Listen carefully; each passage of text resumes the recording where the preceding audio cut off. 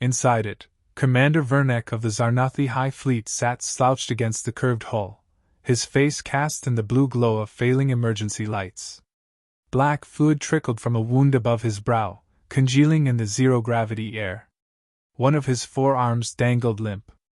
The others were wrapped around his midsection, as if he could physically hold in the pain, the shame, the guilt. 73 million credits worth of tactical education, he murmured, staring at the flickering display. And I'm dying in a can. Brilliant!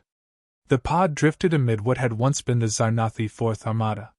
Fragments of ships, some the size of cities, spun silently in the dark. Bits of glowing hull plating, severed weapons platforms, and still burning engine cores formed a silent graveyard. And in the middle of it all, alone, the escape pod spun with no engine, no comms, no future. He blinked hard, tried to suppress the memory, the last few seconds of the battle. The human fleet had been wrong. Wrong in design, wrong in behavior, wrong in everything. No formation. No warning. They didn't even respond to his hails. Just laughter. Yes. The Terrans had laughed on open comms as they cut down his fleet. And not cruel, maniacal laughter. Casual. Relaxed? Like it was a game. Vernek's claws trembled as he recalled their flagship, a blunt, ugly construct with hull art that read asterisk. USS Problem Solver. Asterisk. It had launched warheads that turned space itself into molten shards. No grace, he muttered. No honor. His head lolled back. The oxygen levels dipped again. He was fading. It would be painless soon. Until someone knocked. Asterisk knock. Knock, asterisk. The sound was impossible. Not here. Not outside a pressurized pod drifting light years from civilization. Asterisk knock. Knock. Knock, asterisk. He blinked and sat up sharply, his instincts roaring awake. Through the fractured viewport, barely lit by a flickering light outside, he saw it. A humanoid. A Terran. It wore a patched-up EVA suit with a Terran flag and a ridiculous smiley face sticker on the helmet. In one gloved hand, it held something. A mug? Steam curled from the top. Vernek blinked twice. Then again. The human raised the mug toward him in a gesture too casual for the vacuum of space. With its other hand, it gave him a thumbs up. The pod groaned. A warning light blinked red. External airlock access. Asterisk. Unauthorized docking detected. Asterisk. The outer hatch hissed open.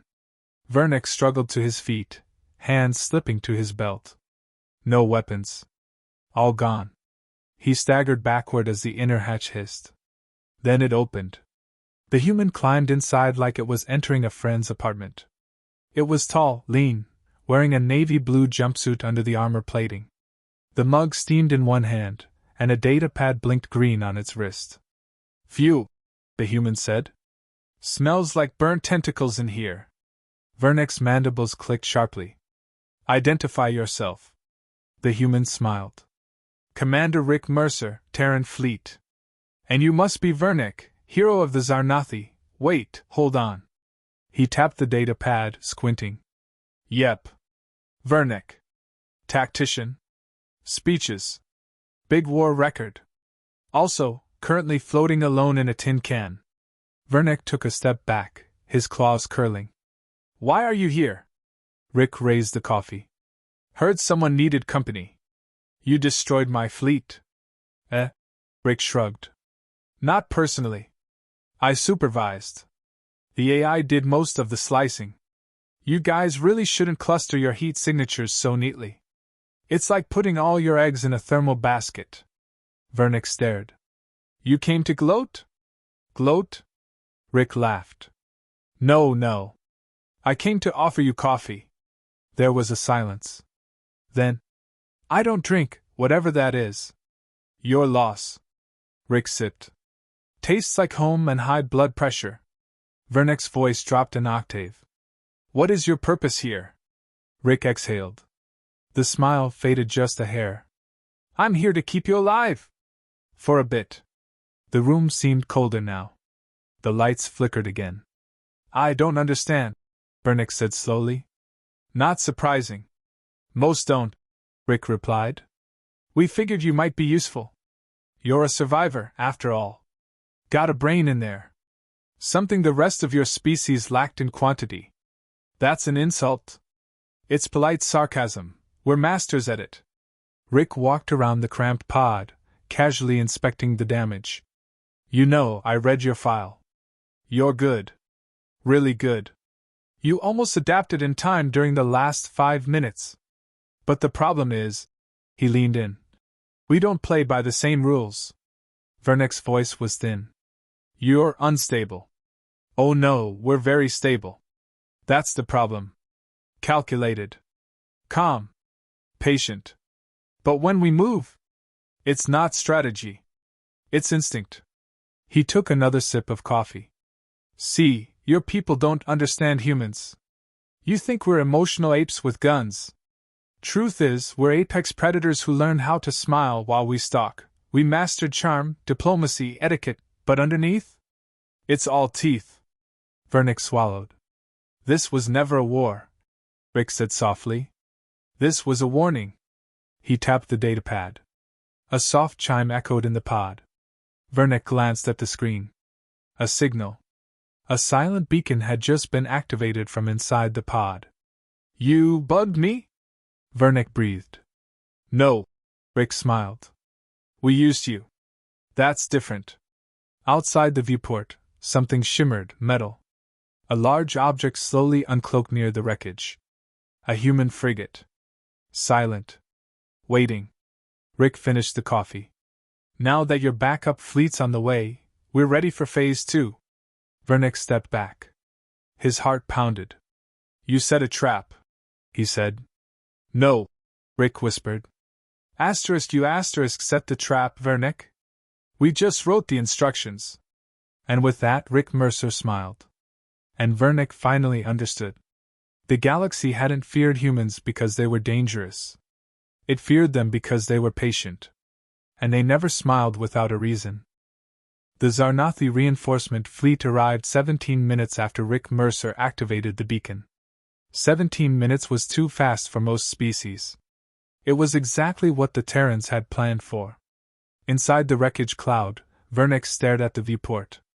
Dozens of cruisers, heavy destroyers, and command carriers burst from FTL space, fanning out with military precision.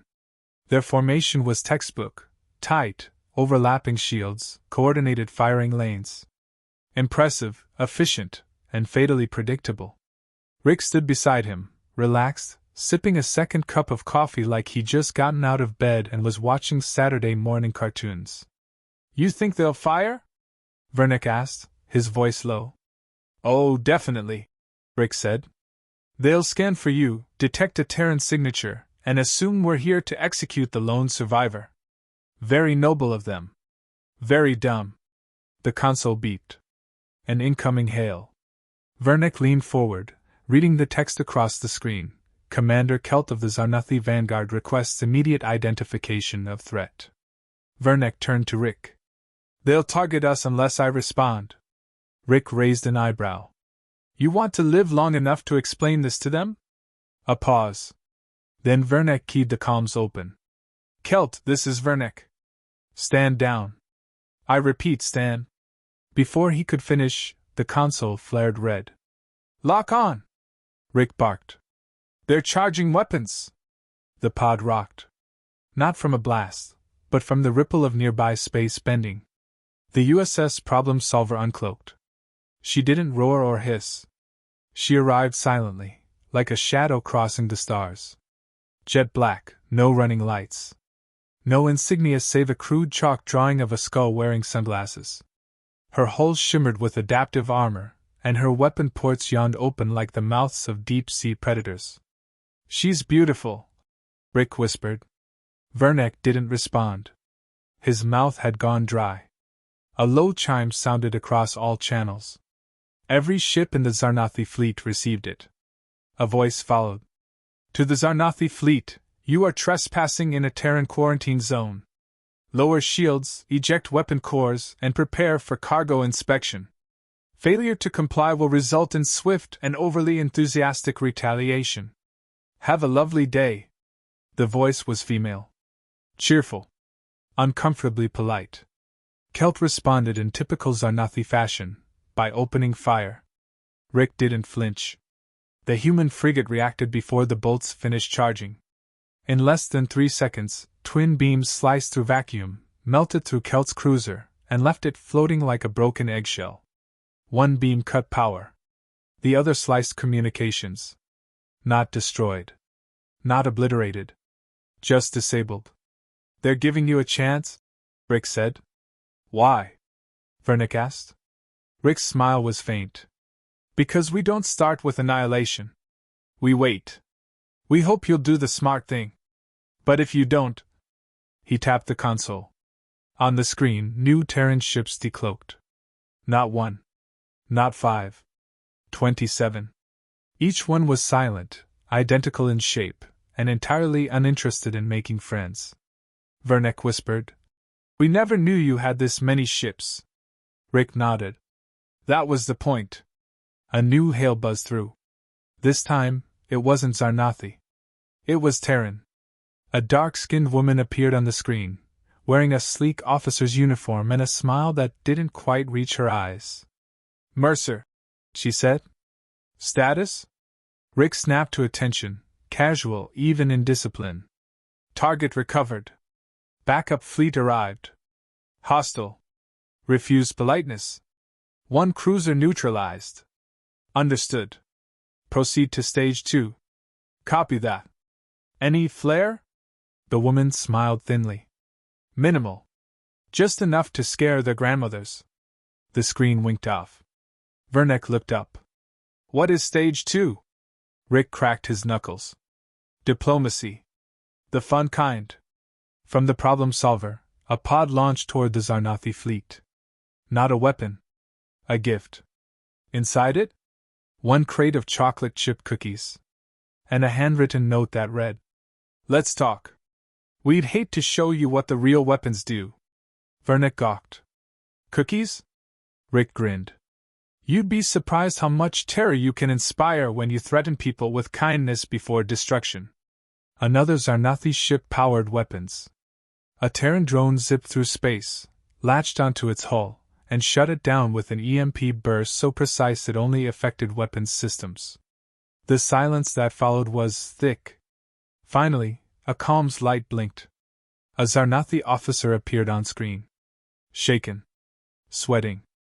This is Commander Ralev, of the Zarnathi second flank. We, accept the invitation to talk. Rick raised his mug in salute. Wise move. Bring some fruit juice if you've got it. Cookies go dry without it. The channel closed. Vernick stared. That's it? No threats? No ultimatums? Rick shrugged. We don't start with those. We just make sure you know where it'll end. You disarmed a fleet with dessert. Rick leaned back. No. We disarmed them with fear.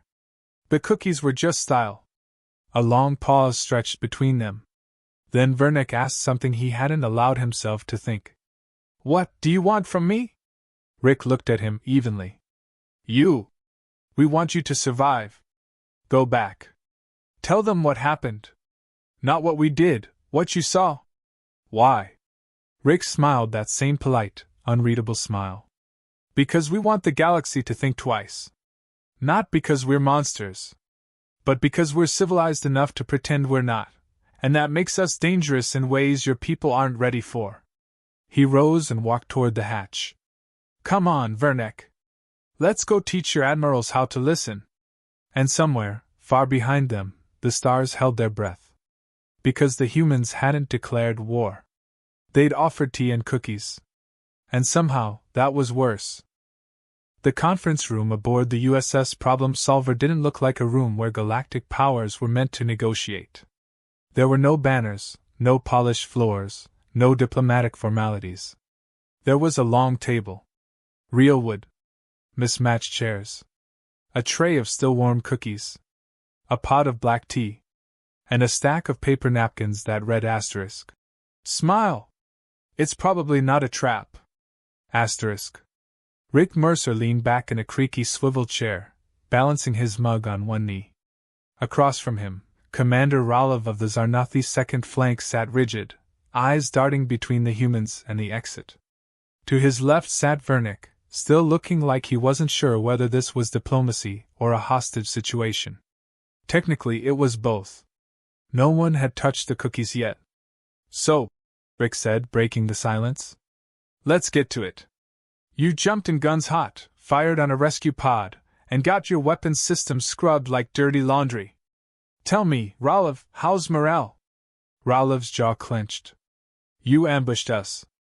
Rick tilted his head. We responded. Subtle difference. We were here first.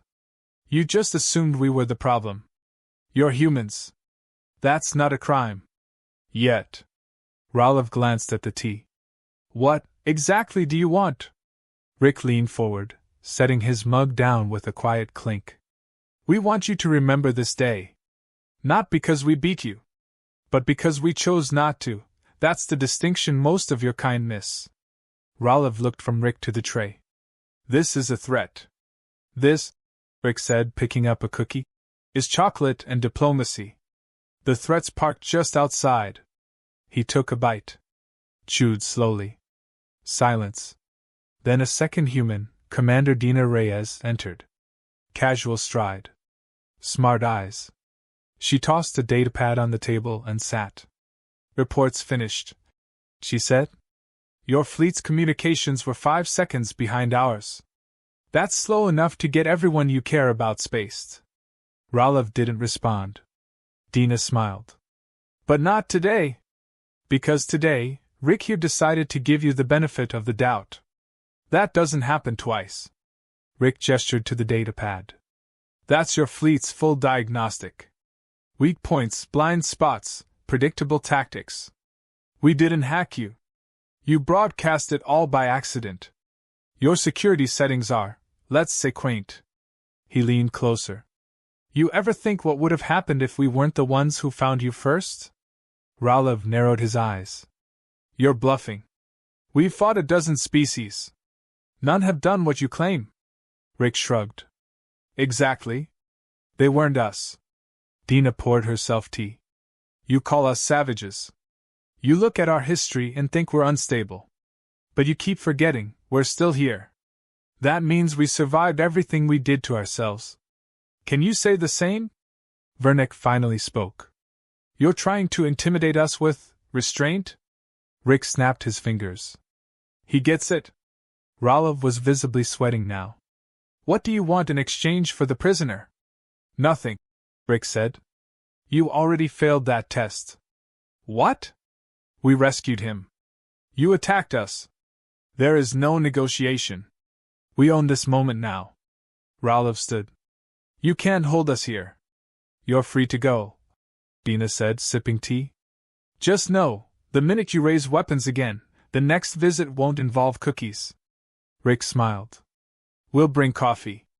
Dina grimaced. Too far. Fair. Vernick stood too, but slower. What's your endgame, Rick? What does Earth really want from the galaxy? Rick looked at him, really looked at him. All the levity faded. We want peace. And we know exactly what that costs. So we're giving you a gift, fear. Controlled fear. The kind that stops wars before they start.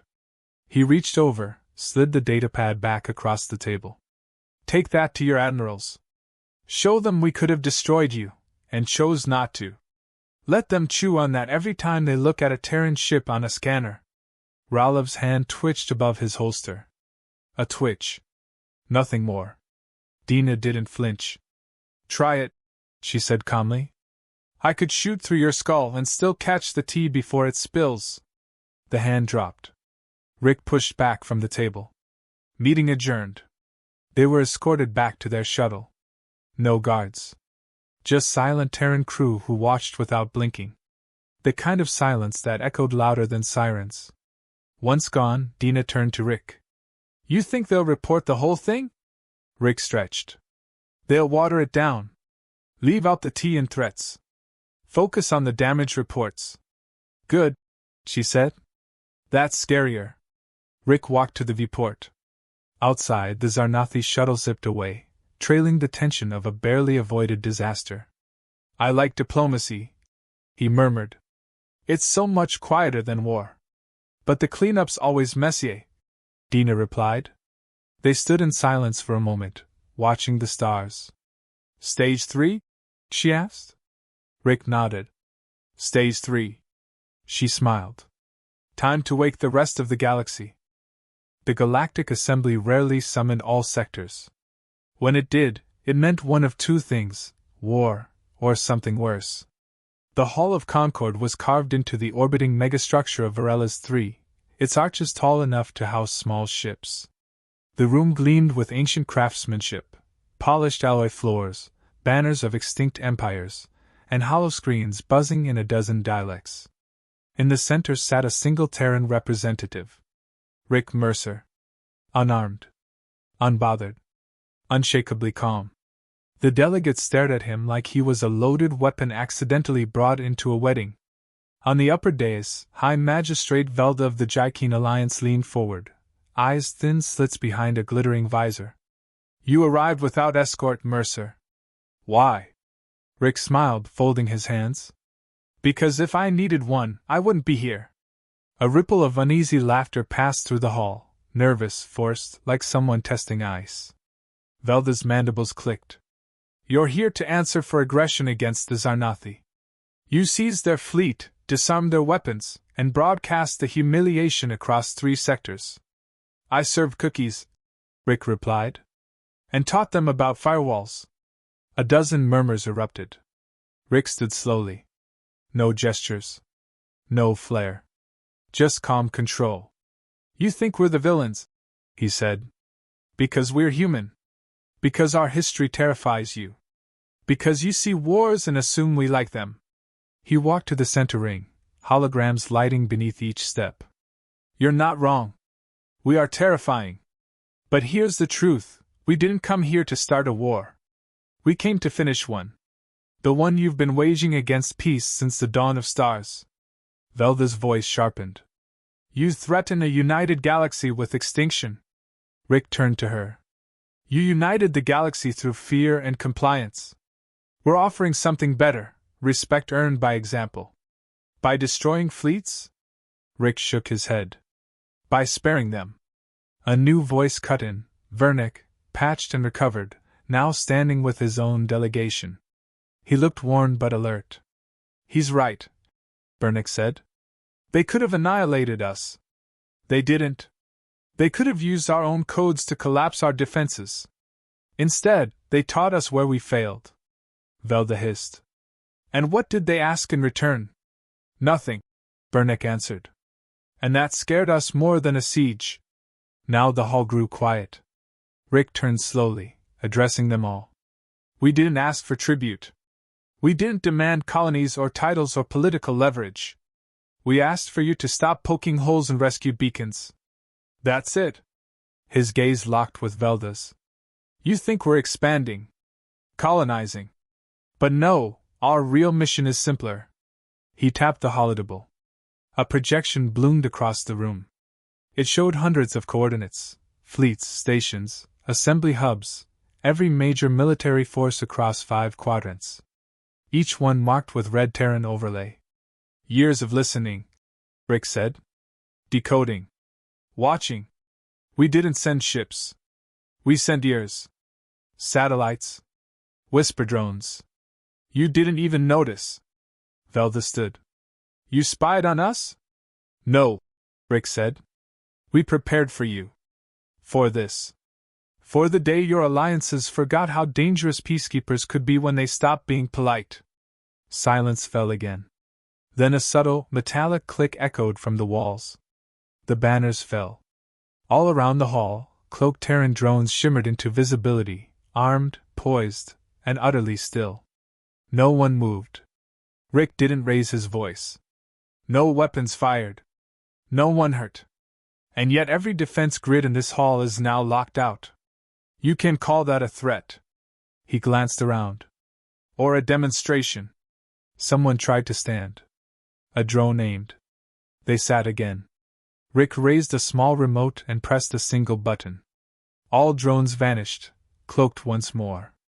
He stepped back, letting the silence breathe. We will leave peacefully. We expect nothing. No votes. No treaties. No apologies. He met Velda's stare again.